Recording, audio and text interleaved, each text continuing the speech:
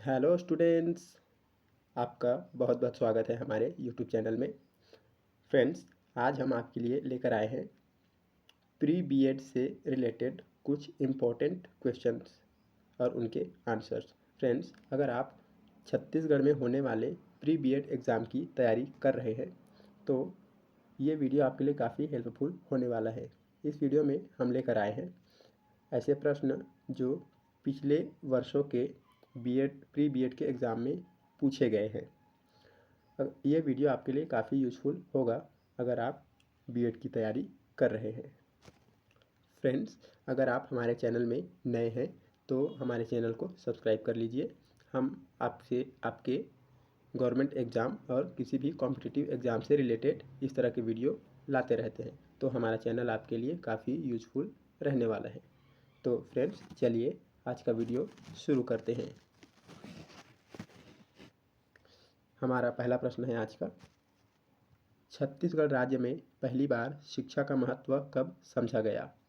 Option है इनके 1950, 1960, 1980 या 1900 डी है सन 2000। राइट आंसर है इसका ऑप्शन बी 1960। 1960 में छत्तीसगढ़ राज्य पृथक नहीं हुआ था, ये मध्य प्रदेश से ही जुड़ा हुआ था, लेकिन यहाँ इसका राइट आंसर ऑप्शन बी ही रहने वाला है। अगला प्रश्न है, छत्तीसगढ़ में पहली बार शिक्षा विभाग का गठन कब हुआ था? 1956, 1960, 1990 या सन 2000? इसका राइट आंसर है 1956।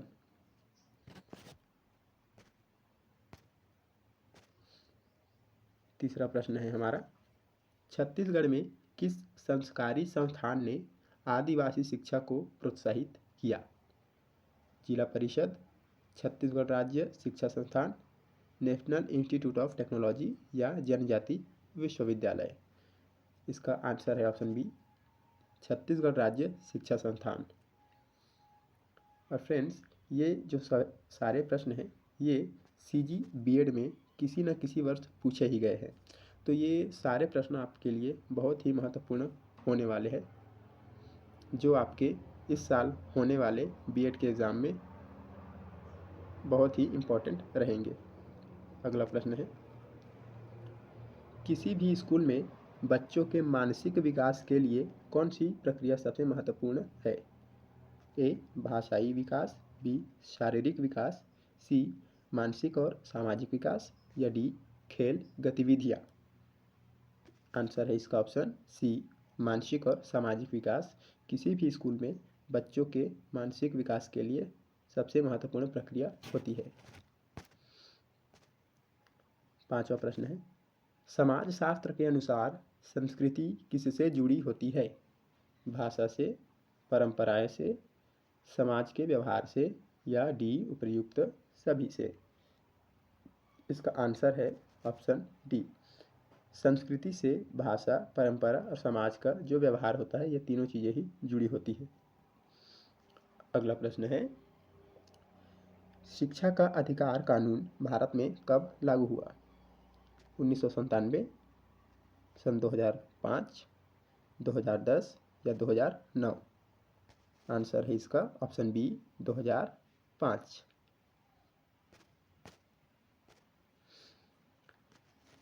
बच्चों के शिक्षा में अभिविन्यास का क्या अर्थ है?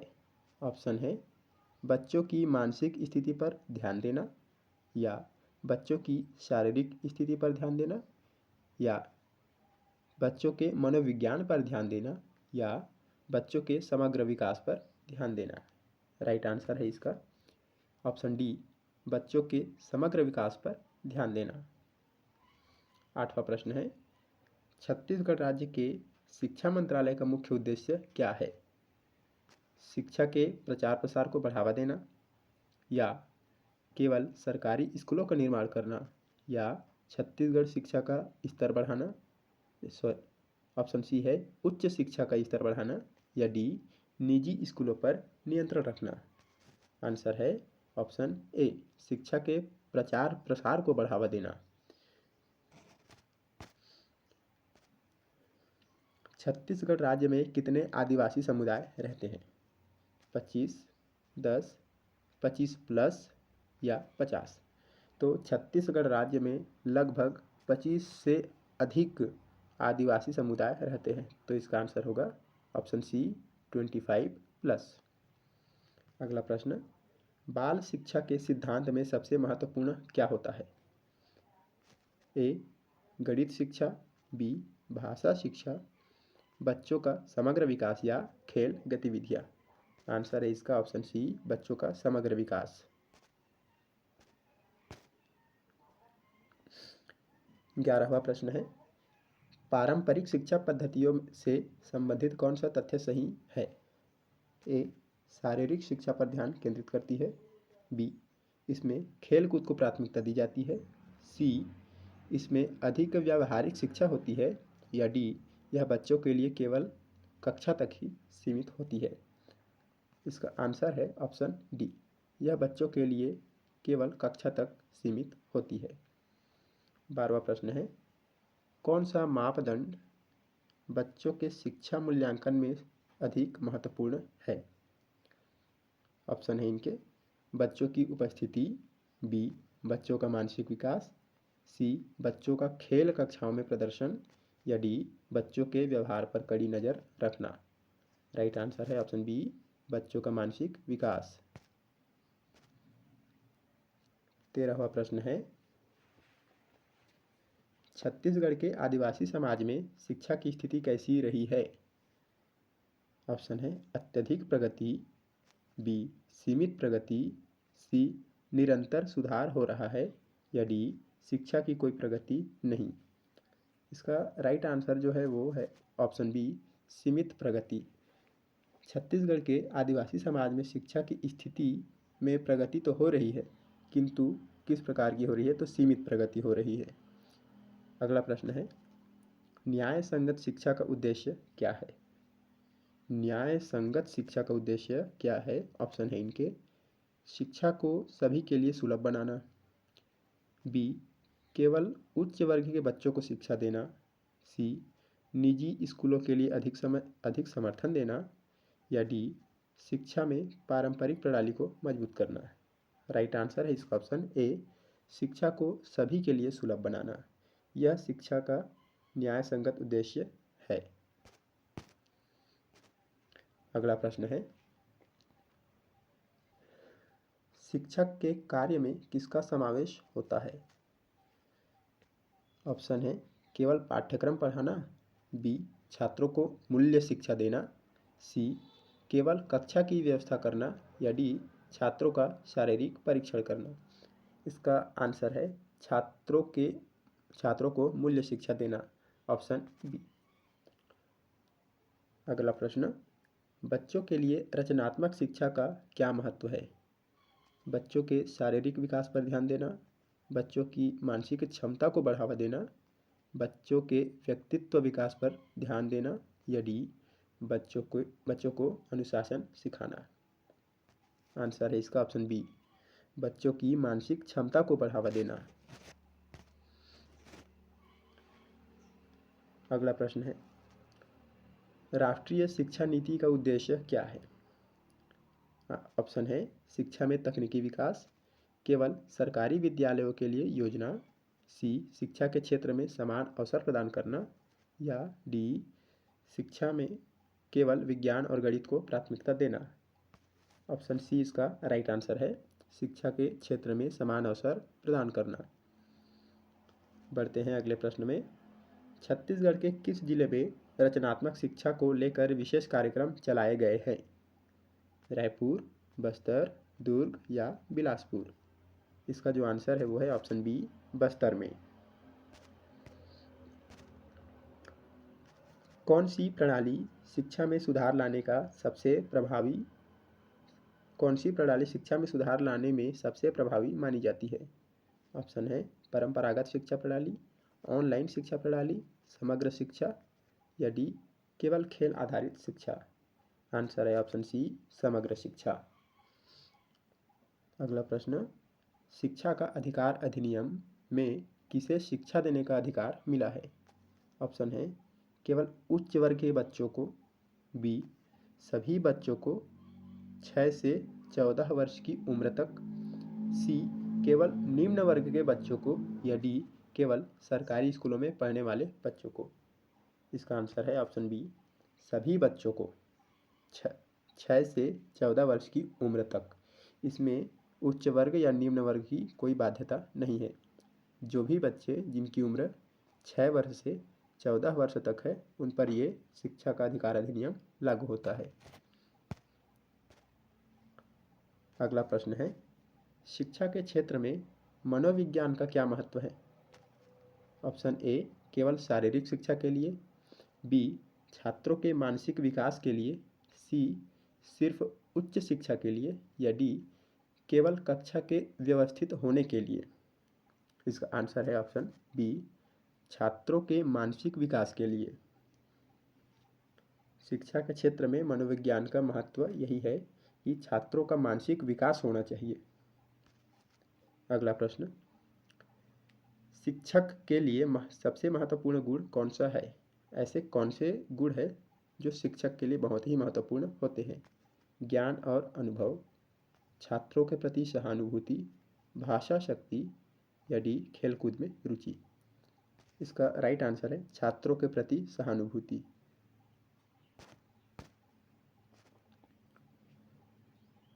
बच्चों के सर्वांगीण विकास में कौन सा घटक सबसे अधिक महत्वपूर्ण है?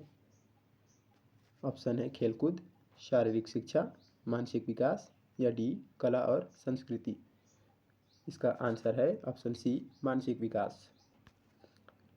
नैतिक शिक्षा का उद्देश्य क्या है?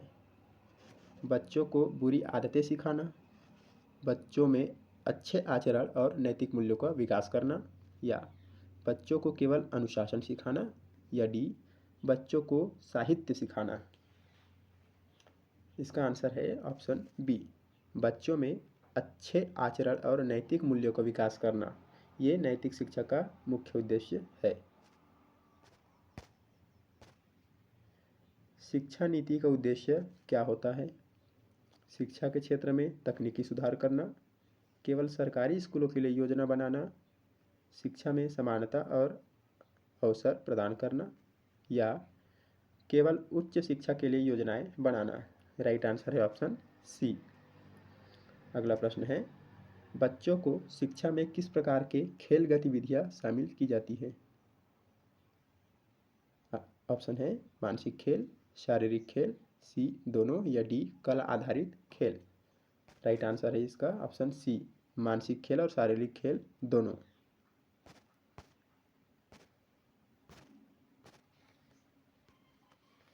वर्णमाला का शिक्षा में क्या योगदान है? बच्चों को सीखने में सहायता मिलती है, बच्चों को खेलने का अवसर मिलता है, बच्चों के शारीरिक विकास में मदद करता है, या बच्चों के व्यवहार में बदलाव करता है।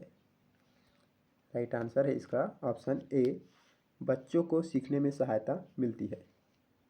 अगला प्रश्न है, छत्तीसगढ़ में आदिवासी शिक्षा के लिए कौन सी योजना लागू की गई है? ऑप्शन है आदिवासी छात्रों के लिए आरक्षित स्कूल, आदिवासी शिक्षा के लिए विशेष शिक्षक प्रशिक्षण, आदिवासी बच्चों के लिए मुफ्त पुस्तकें, या डी, उपर्युक्त सभी। इसका राइट आंसर है ऑप्शन डी, उपर्युक्त सभी। अगला प्रश्न है, समाजशास्त्र के अनुसार शिक्षा का उद्देश्य क्या है? बच्चों को केवल तकनीकी शिक्षा देना, बच्चों का सामाजिक, मानसिक और शारीरिक विकास, बच्चों को नौकरी के लिए तैयार करना, या केवल उच्च शिक्षा देना। इसका आंसर है ऑप्शन बी, बच्चों का सामाजिक, मानसिक और शारीरिक विकास करना। यही समाजशास्त्र के अनुसार शिक्षा का मुख्य उद्देश्य होता है। अगला प्रश्न है, भारत में राष्ट्रीय शैक्षिक नीति को कब लागू किया गया था? 1950, 1986, 1990, या सन 2000 को? आंसर है इसका ऑप्शन बी, 1986। बच्चों के अधिकार का प्रमुख सिद्धांत क्या है? बच्चों को केवल शारीरिक शिक्षा मिलनी चाहिए, बच्चों को शिक्षा और विकास के समान अवसर मिलने चाहिए, बच्चों को खेलकूद के अवसर देने चाहिए, या बच्चों को केवल किताबें मिलनी चाहिए। आंसर है इसका ऑप्शन बी, बच्चों को शिक्षा और विकास के समान अवसर मिलने चाहिए।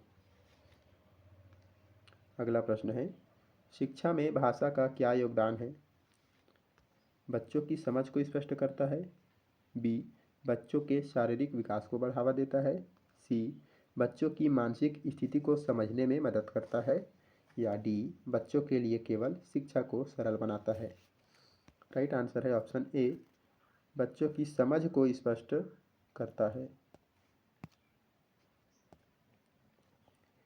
अगला प्रश्न है, शिक्षा के दर्शन का अध्ययन किसके बारे में किया जाता है?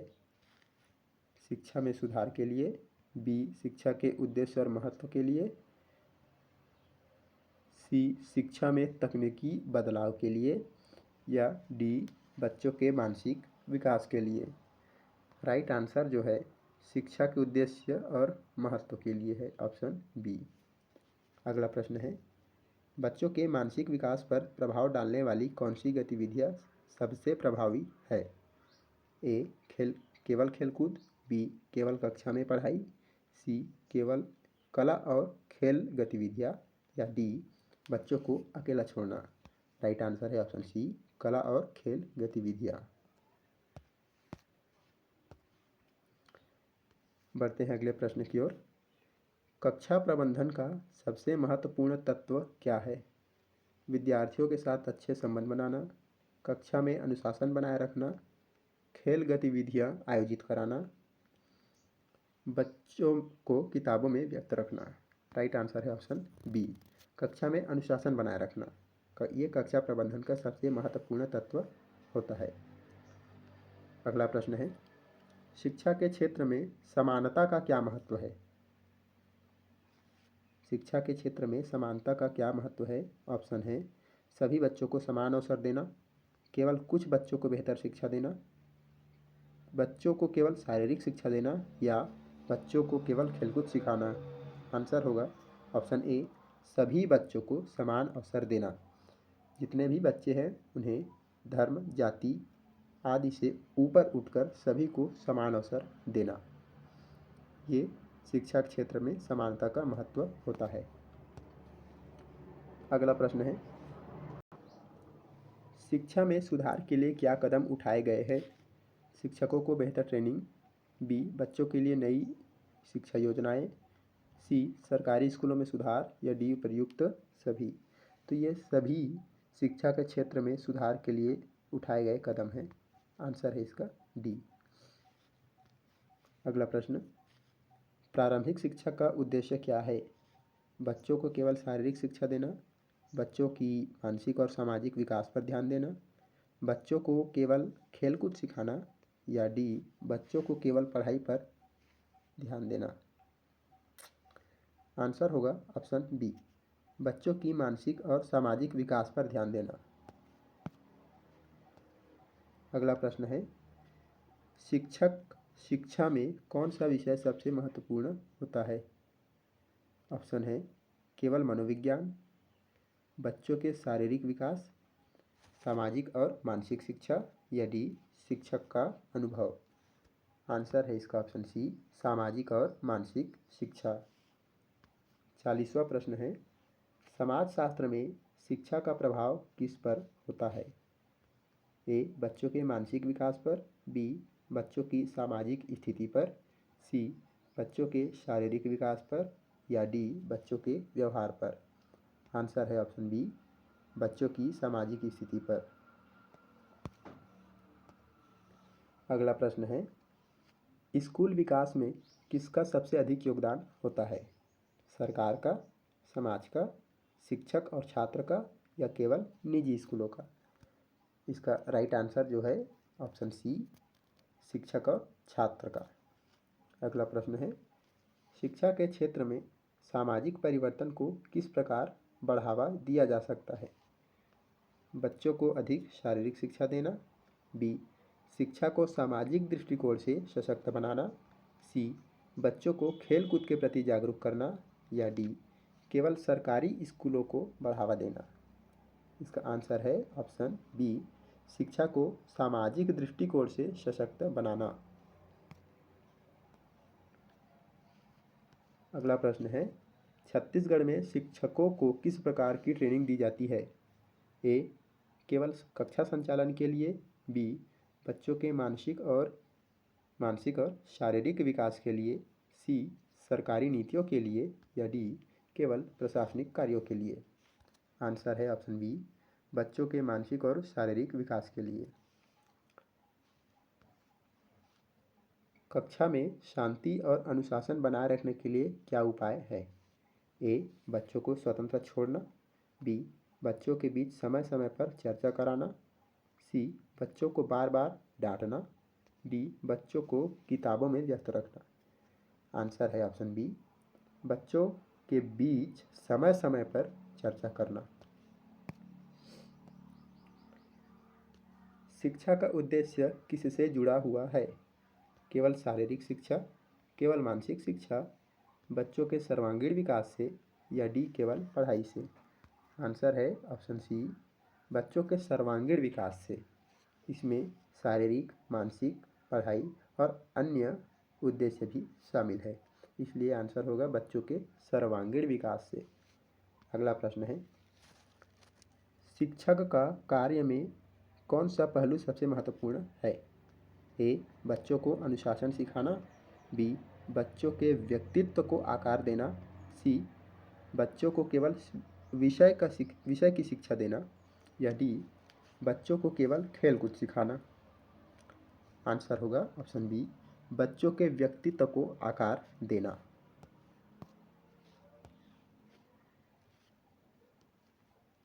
शिक्षा नीति को लागू करने में क्या समस्या आती है? ऑप्शन ए, नीति का प्रभावी रूप से पालन न होना, बच्चों को अवसर की कमी होना, शिक्षकों की कमी होना, या डी उपयुक्त सभी। तो ये शिक्षा नीति को लागू करने में ये तीनों समस्याएं ही आती है। राइट आंसर होगा ऑप्शन डी, उपयुक्त सभी। अगला प्रश्न है, रचनात्मक शिक्षा का उद्देश्य क्या है? ए बच्चों को केवल विषय सिखाना, बी बच्चों का समग्र रूप से विकास करना, सी बच्चों को खेल कूद में व्यस्त रखना, या डी बच्चों को पढ़ाई से दूर रखना। आंसर है ऑप्शन बी, बच्चों को समग्र रूप से विकास करना।